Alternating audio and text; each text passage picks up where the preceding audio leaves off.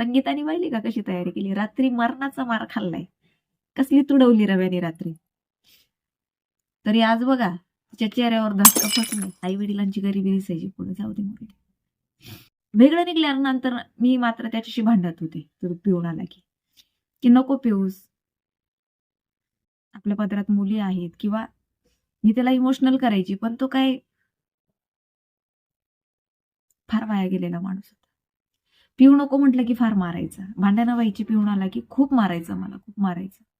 दररोज आमची भांडणं व्हायची, दररोज. एकही दिवस असा नसायचा की भांडण होत नसायचं. कारण मी मरमर कष्ट करायची, याचा 1 रुपयाही घरात नसायचा. कारण माझी दिराणी जाऊ पगारच देत नव्हते, त्यांच्याच कॉन्ट्रॅक्टमध्ये कामाला होता. वेगळं काढून दिल्यावरही ते आम्हाला पैसे देत नव्हते, माझ्याच पैशातमध्ये.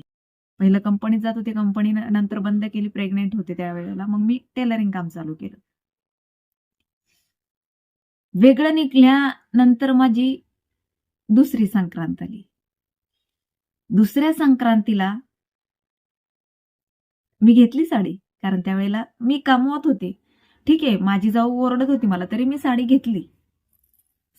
मी ब्लाऊज शिवला, कारण मीच ब्लाऊज शिवत होते ना. आणि छान मेकअप वगैरे केला. म्हणजे मेकअप म्हणजे लाली लिपस्टिक तर तरी सुद्धा नव्हतीच परमिशन, पण बांगड्या वगैरे घातल्या, छान आपली तयार झाली. पहिल्यांदा आयब्रोज करून आली होती मी. पहिल्यांदा मला आठवतंय, संक्रांतीला पहिल्यांदा मी आयब्रो करून आली होती. दुसऱ्या संक्रांतीला लग्न झाल्यानंतर, पुण्यात आल्यानंतर 2 वर्षानंतर. का धिंगाणा घातला माझ्या जाऊबाईने घरात.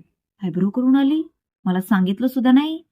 ही तर मनानेच करायला लागली कारभार. आता आयब्रो करून आली म्हणून फक्त माझी जागा घ्यायला लागली. खूप खूप खूप शिव्या दिल्या. नवऱ्याला बोलून घेतलं, त्याला ओरडली. तो घरी आला, त्याने मला लई भोसडली. कुणी सांगितलं तुला शहाणपणा करायला, तू कशी काय आयब्रोज करून आली. त्याला म्हटलं तुझी भाऊजाई पण करते, ती करेल, तिला अधिकार आहे. तू विचारलं का तिला आयब्रो करून आली तर. फार बडबड केली. मला मारलं संक्रांतीच्या आदल्या दिवशी, खूप मारलं मला, का तर मी आयब्रो करून आले होते. मेहंदी लावली होती मी. तू काय बघितला का दुसरा दगड्या, मेहंदी लावली, उद्या काय लग्न आहे का तुझं. खूप मला गलिच्छ शिवीगाळ बोलली. छान होत्या. दुसऱ्या दिवशी तयारी केली. एक सांगू का, नवरा चांगला नसेल ना, शेजारी समाज फार त्या बाईला त्रास देतो. मी विचार नव्हती करत समाजाचा, मी माझ्यासाठी जगत होती. कारण त्या नवऱ्याला काही घेणं देणंच नव्हतं. माझ्या लेकरांसाठी मी जगत होते, माझ्यासाठी जगत होते. मी तयारी केली, बायकांसोबत गेली वाण द्यायला. खडकबावणी मातेच्या मंदिरात मध्ये बायका जमायच्या सगळ्या, बालाजीनगरला. हसायला लागल्या हो सगळ्या माझ्याकडे बघून. काल नवऱ्याने मार मारलं ना, आज बघा लाज नाही बाई या संगीताला. म्हणजे त्याने मला मारलं ना, मी घरात बसायचं होतं, रडायचं होतं, कुडायचं होतं. तयारी करून आणि काय त्याच्या नावाचं वाण द्यायला यायचं.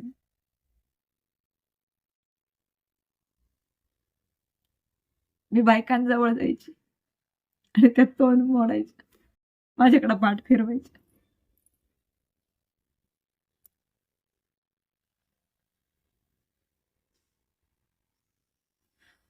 काळजी घेणारा जोडीदार असणं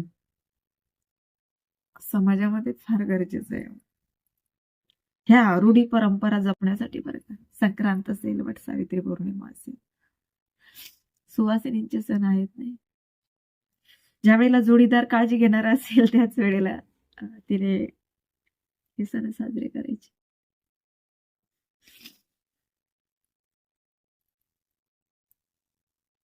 माझं वाण कोणी घेत नव्हतं, का तर मी एका बेवड्याची बायको आहे. माझ्या घरात हसत होते मला. संगीताने पाहिली का कशी तयारी केली. रात्री मरणाचा मार खाल्लाय, कसली तुडवली रव्याने रात्री. तरी आज बघा तिच्या चेहऱ्यावर धसका नाही. हिच्यासारखी बिनलाजी बाई नाही पाहिली बघा. माझ्या तोंडावर हसत होती, मला तोंडावर. मी निर्लज्जासारखी ऐकून घेत होती, कारण मला फार आवडायचं असं चांगलं राहायला. रुसू कोणावर, मी फुगू कोणावर. माझा रुसवा काढायला मला माहित होता हा माणूस येणार. रुसवा काढायला कुणीतरी असेल तर माणसाने रुसावं ना. मी 2 दिवस जरी जेवले नाही ना, तरी तो मला म्हणत नव्हता जेव म्हणून. त्याला काही घेणंच नव्हतं.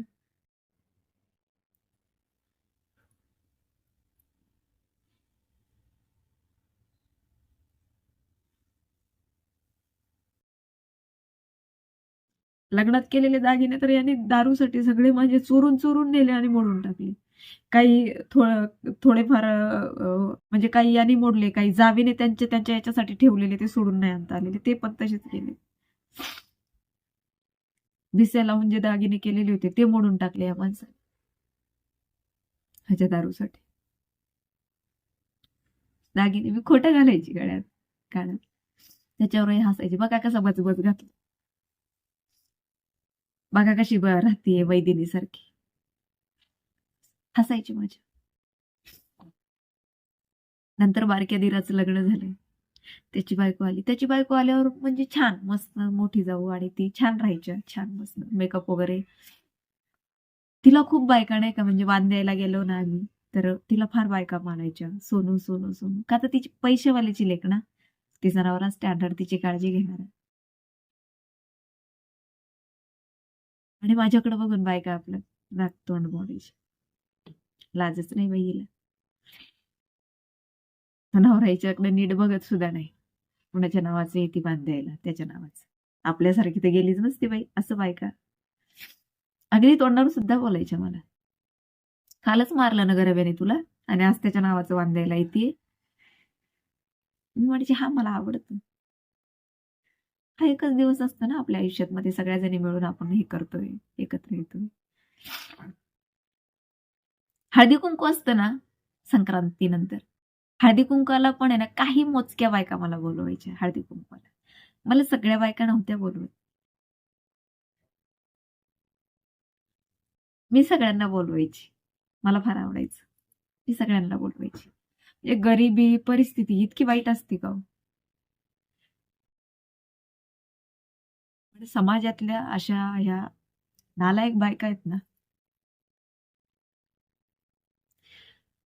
दारू पिणाऱ्या करतात त्याला कारण दारू पिणारच नाही, समाजातल्या अशा महिला सुद्धा असतात ज्या त्या बाईला जगू देत नाही. तिला नेहमी नेहमी खाली ओढतात, किंवा नेहमी तू दारुड्याची बायको आहे का, बेवड्याची बायको आहे, चांगली राहिली तरी कशासाठी राहते, का राहायचं हिने, तिचा नवरा तर किती पितोय मग कुणासाठी राहते. फार तिला टॉर्चर करायचं. मला फार आवडतात तो हे सण, संक्रांत, वट सावित्री पौर्णिमा मला खूप आवडतं. दिवाळी निदान यास ह्याच्याबद्दल आहे ना, माझ्या मनामध्ये अशा या भावना आहे ना, त्या निर्माण नव्हत्या करायच्या. मला आवडतं सगळं हे सण आपले साजरे करायला, सुवासिनींचं लेणं लिहायला मला फार आवडतं.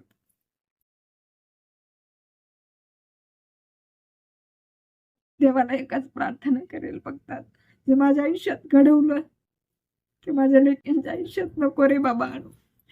काय असेल ना ते आणखी देऊन टाक मला.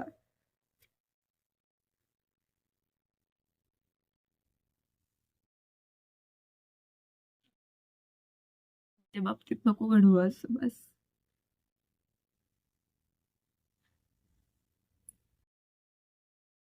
मी वाण नाही देत, पण मी कुणाच्या नावाचं द्यायचं ना, पण मी हळदी कुंकू करत असते. 2-3 वर्षापासून ते पण करत नाही मी आता. ते मी करायची, मला आवडायचं हळदी कुंकू करायला. ज्या वेळेला मी पदावर गेले, माझ्याकडे पैसा आला, प्रतिष्ठा मिळाली मला, त्यावेळेला ज्या बायका माझ्याकडे बघून तोंड फिरवायच्या ना, त्या बायका मला हळदी कुंकवाला बोलत होत्या.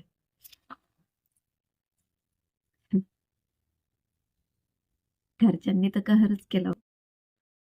घरच्यांच्या नाटकांना तर फार काय विचारायचं जावाच्या. पण फार या जगात मध्ये मुखवटे घातलेले लोक आहेत. रिअल कोणीच नाहीये, खरं सांगते. रिअल लोक फार कमी आहेत माझ्यासाठी. परंतु खोट्या लोकांचा मात्र बाजार भरला.